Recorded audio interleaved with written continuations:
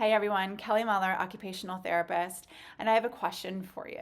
How have you ever stopped to really consider the goals that you're writing and if they're neuroaffirming? I know that a lot of people are starting to really talk about this topic and get really reflective on, are our goals affirming to the people that we're serving? And I have three questions that I ask myself when I'm writing goals. Of course, there's many questions we could ask ourselves. Let me know what questions you use, but here are the top three that I use when reflecting upon my goals and if they're affirming. So number one, I really try to evaluate if the goal is meaningful to the person I'm serving. So whether that's a student or a client. So is this goal meaningful to them, or is it essentially just something that's going to be beneficial to the adults around that child? So really thinking about, let's just say maybe I've seen lots of goals out there for a student that to initiate interactions with peers during recess. Okay, so let's really think about that goal. That might sound like a great goal, but what if that student likes spending recess alone? What if that's their downtime for the day to recharge their battery, so to speak? What if the way that they want to interact or participate with other kids is not the way that we are necessarily trying to teach that skill for that goal mastery? So we really need to think about who is benefiting from the goals that we're writing? Is it truly meaningful to the person in front of us, to that student, to that client? The second question I ask myself is this goal fairly timed? And what do I mean by that? I think about what goal we might have with our student, and do they have the underlying skills for that to be a fair expectation? So for example, maybe there's an IEP goal for a student to use a break card, right? That they'll independently use a break card when starting to feel overwhelmed. But I get curious about that.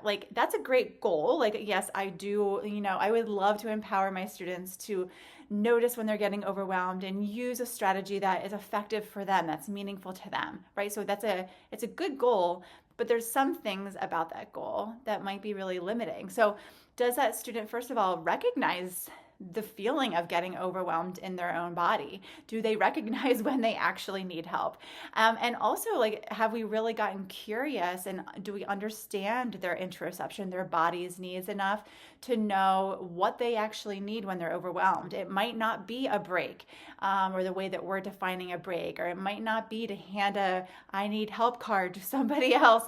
So we really need to think more curiously about, is the goal fairly timed? So do they have the underlying skills, and do we have the actual underlying knowledge about that student to expect that goal to be successful?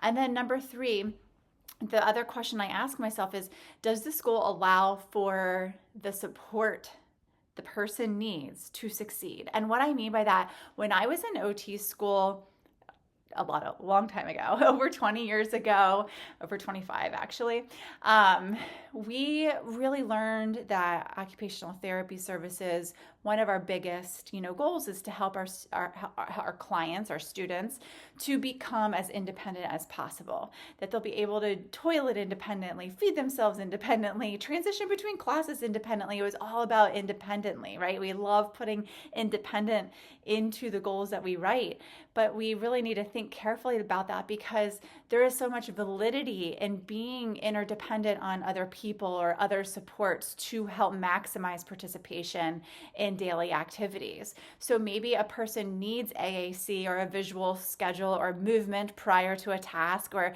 they need extra processing time, or they need another human being present in their space, but not too present in their space, right? To be able to participate successfully. So why taking away that support is kind of what we're going for technically in our independence goals. And to me, I want to empower my clients, my students, to understand their bodies enough to know what their body needs to thrive in this world. And that includes relying on other people and other types of support, and not necessarily striving to be quote unquote independent.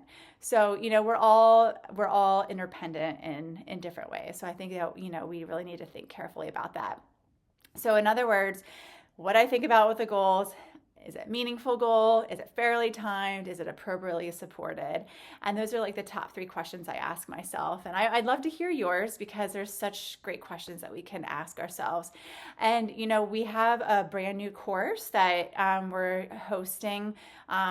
It's all written by and taught by Rachel Dorsey, who is an amazing speech and language therapist. And she is bringing this course all about writing affirming goals for autistic students. And this course is amazing and comprehensive, and it teaches us how to really think about each person in front of us and really consider the 3 questions that I brought up here in this blog. But Rachel goes way more in depth and in such a beautiful, practical way in her course. So check that out.